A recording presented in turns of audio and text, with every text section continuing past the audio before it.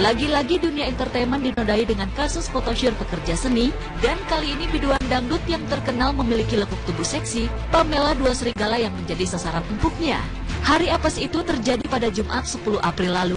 Foto-foto toples Pamela terunggah di akun sosial media miliknya. Sempat pula foto tersebut dianggap sebagai sensasi atau settingan semata, lantaran terunggah dari akun pribadinya. Namun Kamis kemarin Pamela justru membantah bahwa itu adalah foto aslinya. Dan saking merasa dirugikan nama baiknya, ia pun melaporkan kasus ini ke Polda Metro Jaya. Dari aku dan keluarga, manajemen, label, semuanya udah kita serahin kepada Pak Polda Metro Jaya. Kemarin kita sudah lapor juga ya Kak, mengenai masalah yang foto-foto yang tersebar di mana-mana itu adalah oknum-oknum yang tidak bertanggung jawab, yang pengen ngancurin Dua Serigala dan diri aku juga. Ya, sekarang udah aku serahin kepada Pak Polda Metro Jaya. Aku sih berharap semoga pelakunya ditangkap. Ya, kalau cepat diselesaikan lah masalah itu. Semoga cepat ketemu siapa pelakunya. Diri aku itu foto, sebenarnya itu bukan aku, ada oknum-oknum yang pengen ngejatuhin dan ngedit-ngedit gitu. Ya, kan banyak ya, dan gak cuma aku aja yang pernah ngalamin kejadian itu. Mungkin artis-artis lain udah pernah ngalamin kejadian yang aku alamin sekarang.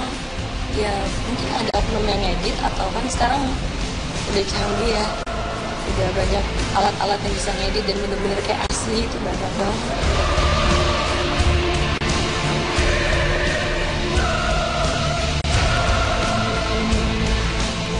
Alasan sakit hati akibat penolakan cinta ditudingkan Pamela sebagai motif utama pelaku penyebar foto-foto vulgar di akun pribadinya. Sembari berurai air mata, pelantun Abang Goda itu menceritakan dugaannya terhadap sang mantan kekasih yang dicurigai sebagai otak dalam kejahatan penyalahgunaan internet tersebut. Aku sih nggak mau nuduh atau mau nuduh orang atau siapa namanya, aku nggak nyebutin, tapi yang pasti aku sih kemungkinan kecurigaan aku adalah mantan pacar, karena dia tahu semua ID aku, semua itu, makanya semoga pelakunya sakit hati, mungkin dia juga pengen balik lagi sama dia. Aku sih curiga sama mantan pacar saya sih, karena kemungkinan dia sakit hati pengen aku balik lagi sama dia, tapi aku nggak bisa, dan akhirnya dia mau menghancurkan aku, menjelekkan nama baik aku, dan pokoknya mengancam-ngancam seperti itu loh kan. Makanya pernah sih waktu itu dia pernah mengancam, kalau kamu nggak mau balikan lagi sama aku akan hancurin kamu. Ya mungkin inilah dia mau ngancurin aku dengan cara kayak gini. Ya pokoknya 2 minggu yang lalu, terus Jumat malam dia bilang kalau kamu tetap nggak mau balikan lagi sama aku, ya udah pagi besok kamu akan tahu akibatnya. Ya udah bilang kayak gitu. Dan akhirnya malam-malam itu aku udah nggak bisa ngeliat Instagram aku sendiri. Dan pagi-paginya Ovi ngasih tahu, bro, foto-foto kamu udah kesebar di mana-mana, dan melalui Instagram Ovi, melalui Instagram aku sendiri, dan seakan-akan aku mau cari sensasi buat nunjukin foto-foto kayak gitu.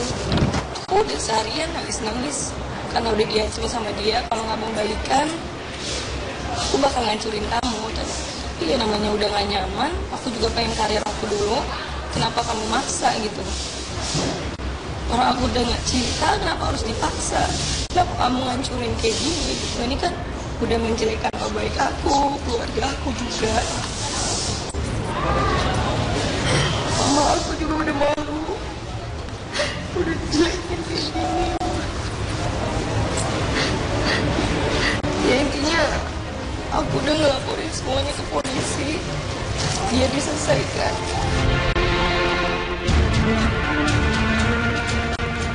Berkaca dari kejadian terbaru yang menimpa Dua Serigala tersebut, seakan membuka memori lama tentang kasus serupa yang menimpa beberapa artis tanah air, baik yang disengaja hingga mereka menyebut dirinya korban, sampai yang memang bermotif disengaja, mungkin untuk sekedar mencari sensasi. Lantas siapa sajakah model photoshoot yang berlatar belakang dari profesi selebriti? Bagaimana reaksi mereka menanggapi kejadian yang mencoreng nama baik mereka tersebut?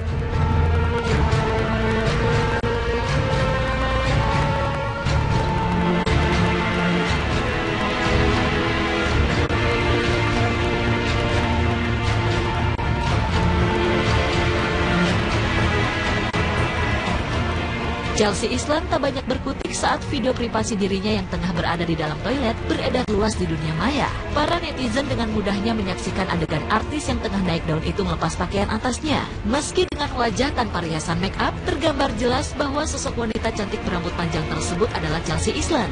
Ketika simpang siur berita itu merebak kian larut di beberapa bulan lalu, akhirnya dengan sportif, artis 19 tahun itu mengakui video tersebut asli milik dirinya.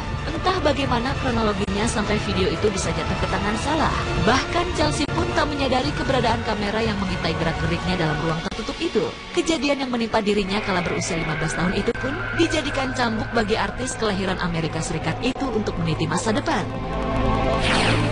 Sekali lagi saya ingin berterima kasih kepada semua yang sudah hadir siang ini. Saya akan terus maju dan mengisi masa muda saya dengan kegiatan dan prestasi yang positif. Saya memang hanya satu suara, tapi suara ini adalah bagian dari generasi muda Indonesia. Saya menggunakan suara saya hari ini untuk mengajak teman-teman sekalian, teman-teman yang hadir hari ini untuk memandang masa depan dan mengisinya dengan energi dan karya yang lebih positif. Izinkan saya menyuarakan hak anak-anak muda Indonesia untuk mendapatkan kesempatan seluas-luasnya dengan bantuan seluruh pihak untuk hidup bebas dari ketakutan, bebas dari kekerasan, dan bebas untuk berkarya dan mengisi masa muda kami. Kekerasan terhadap anak dan perempuan merupakan isu yang lebih besar yang seharusnya diangkat dan diselesaikan bersama-sama. Saya berkomitmen untuk menjadi suara bagi para survivor dan korban-korban lain yang mungkin mengalami hal yang sama seperti saya.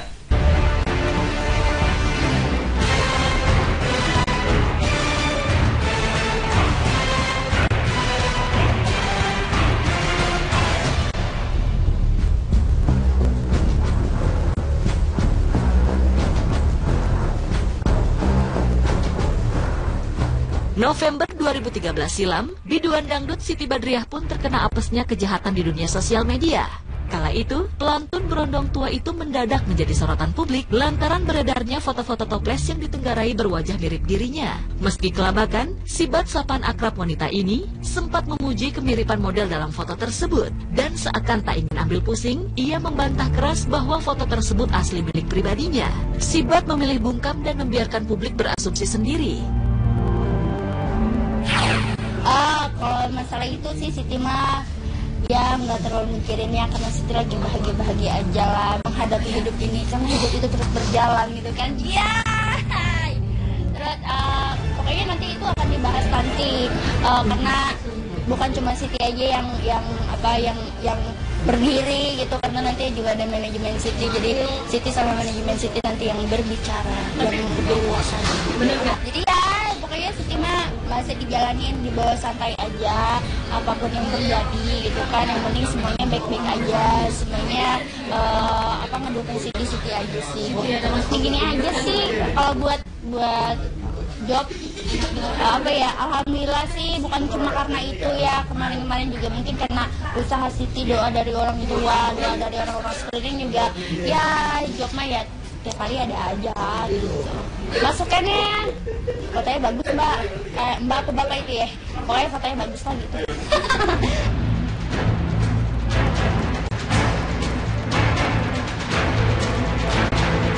Bila sebagian artis kalang kabut mendapati dirinya menjadi korban kejahilan orang tak bertanggung jawab, lain halnya dengan Nikita Mirzani.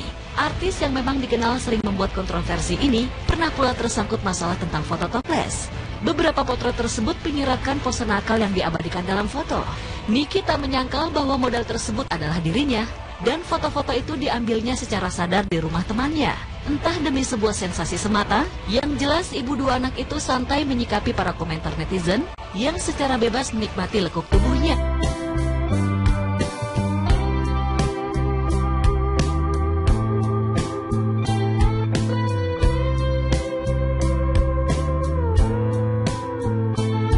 Priti adalah profesi yang rentan tertimpa resiko yang mungkin bisa mencemarkan nama baiknya.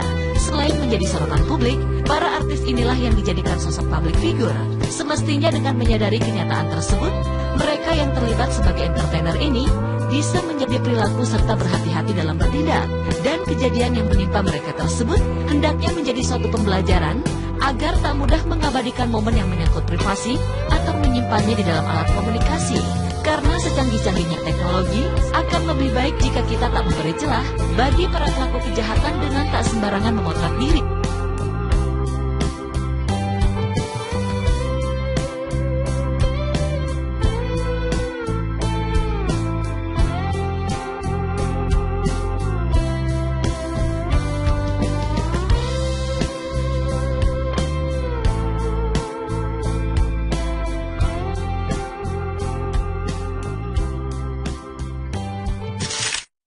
Ya, yang bisa kita ambil adalah kita harus lebih berhati-hati. Seperti kejadian dari Pamela ini, mungkin jangan memberikan ID dan juga password kepada orang-orang lain gitu. Apalagi ini mungkin sebelumnya memang pacar gitu ya, orang yang kita percaya, tapi kita nggak tahu gitu kalau memang benar pelakunya adalah orang tersebut. Tapi sekarang ini sudah dimasukkan ke dalam kasus hukum, ya semoga segera tertangkap dan juga memang kejahatan atau pelaku yang tidak bertanggung jawab ini juga bisa mendapat ganjaran yang setimpal.